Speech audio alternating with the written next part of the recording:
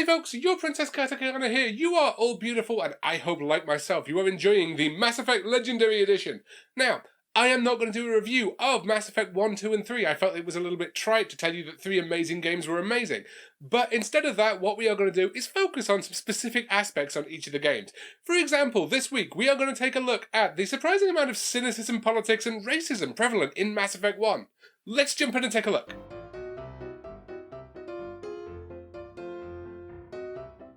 Okay, so I want to do a little bit of housekeeping up front here. First off, as I said, this is not a review, but instead a discussion of aspects of the game overall. So, spoilers for the first game if you are playing it for the first time. Second, I'm going to try and keep it fairly sardonic in this video, but I'm going to be discussing serious topics of racism and oppression. Before we get too far into that though, I want to point out that I am a white woman and I live in a developed Western nation. As such, I am keenly aware of the privilege I have of getting to discuss these things in this manner, whilst only ever having to experience them in a totally safe medium and environment. This is not the experience of a lot of people on the planet, and I feel the need to make it clear before we start the discussion. Anyway, one last thing, because I'd very much like to get on topic now. I'm aware that I am discussing politics and racism, and I feel these are abundant in the world of Mass Effect. What I am not doing in this video is attributing any similar feelings to the people either at BioWare or EA who were responsible for making and distributing this game. Obvious though all of that may seem, I just need to make it 100% clear for my own conscience. Let's get on with the video.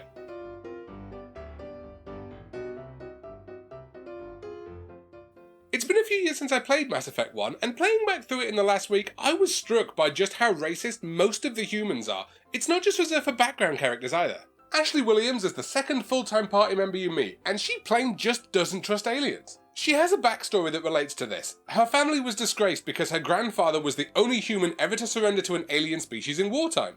Now this explains part of where she's coming from, but it certainly doesn't excuse her behaviour. She's far from the only character like this either. Pretty much every human you meet is just trying to put humanity above all else. They made this huge deal about the First Contact War, a conflict which ended 25 years before the game even starts and cost a grand total of 600 human lives. Now, I don't want to make it sound like lives aren't important, or that frankly as a species we don't get obsessed over this sort of thing, but when was the last time you heard anyone protesting the Second Iraq War? So yeah, the humans in Mass Effect are jingoistic about a 25-year-old war that had a death toll that, let's face it, would be counted as a rounding error on a national census, let alone anything on a planetary scale. How are they unrealistic though? Well, let's take a look at the name of that war again. First Contact. Humanity doesn't even become aware there is such a thing as a galactic council until said council brokers peace between the Turians and the humans. All that in mind, when we get to Mass Effect some 25 years later, humanity's demanding a seat on it. This would be the equivalent on Earth of finding an island state around the size of Luxembourg, and 25 years after its discovery, it demanding not only UN membership, but a seat on the G7 Council. It's absolutely laughable and it just wouldn't happen, but every time that comes up in Mass Effect, the people who say that are painted as the bad guy.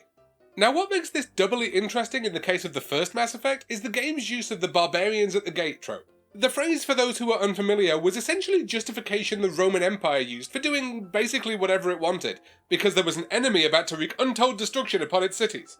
The phrase wasn't originally coined in this fashion, but it's often used these days to imply duplicity, a sort of means justifying an end that may or may not exist. The difference in Mass Effect is that the player character knows that the threat 100% does exist firsthand. To go back to my previous example of a newly found island state on Earth, now it not only wants to be a member of the G7 nations, but it also has really spurious and circumstantial evidence of an alien attack about to happen. It 100% believes this is true, and anyone who doubts it in any way is labelled as a bureaucrat and an idiot politician. Now whilst we're on the topic, is the Council really something humanity should want to be on anyway?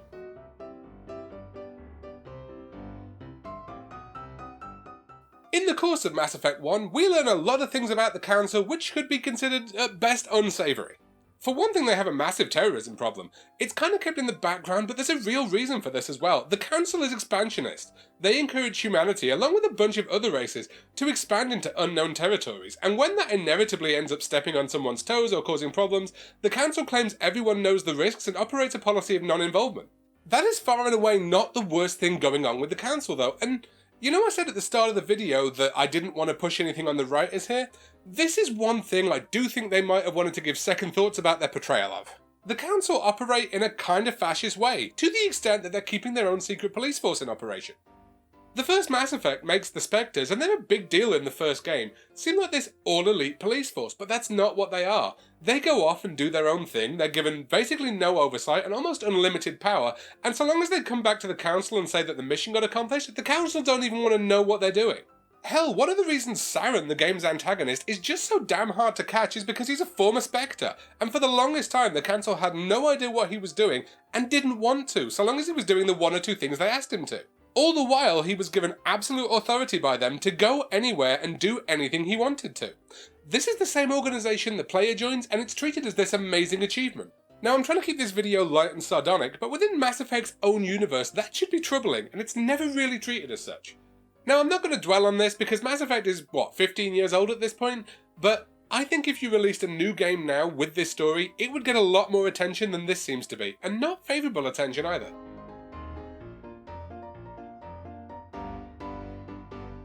So okay, I have been a little bit rough on humanity, and I've been a little bit rough on the Council. What about the other major alien races? Well, you've got the Turians, who managed to start a war with humanity during a first contact situation, and claimed it simply to be a police action. Oh, and they were responsible for the genetic development of a warlike race called the Krogan, who they then committed a genocidal act of biowarfare against. You have the Solarians, scientists who created the bioweapon used in the attack by the Turians for the money. You have the Krogans, who, while in part victims, were so committed to murdering everyone, a bioweapon was created that decimated their birth rate as it was deemed necessary to stop them. You have the Quarians, who created a slave race of machines, then unsuccessfully tried to commit genocide against them the moment they asked an existential question. And you have the Asari, who are okay, I guess, a little bit isolationist. They remind me of the religious cast of Minbari on Babylon 5. Actually, now that I think about it, their religion is really similar as well. You know, when you say all that out loud, I start to understand a little bit of why some humans are kind of wary of these guys. I don't know why it didn't really occur to me until this playthrough either, but man, Mass Effect paints a really cynical point of view of the universe. And its storytelling, either by design or by accident, I'm honestly not sure, seems to focus on the worst aspect of each culture's history. The one racing game other than the Asari who don't have a massive intergalactic atrocity to their name is actually humanity, and honestly that's probably because we just haven't been around long enough. There are many stories of human experimentation and stuff going on in game, it's just, and you know what, sadly this is true of the real political world as well, if you're killing your own people, the broader political spectrum generally don't care.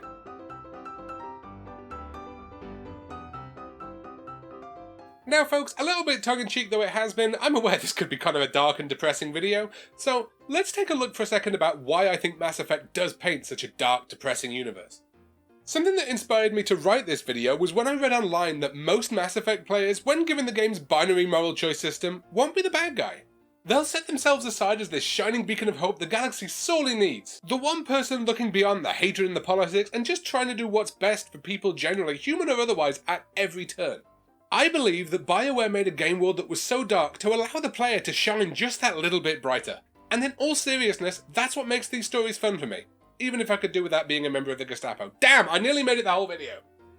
So that was my video for this week, folks. I hope you enjoyed it. I know a little bit darker and cynical than I am usually, but nevertheless. Next week, we are going to be looking at something which is one of my favourite topics. We are going to take a look at AIs and transhumanism through the lens of Mass Effect 2. I hope to see you all there. Until next week, I have been your Princess ChaoticAyana. You are all beautiful. See you next week. Peace. I'm out.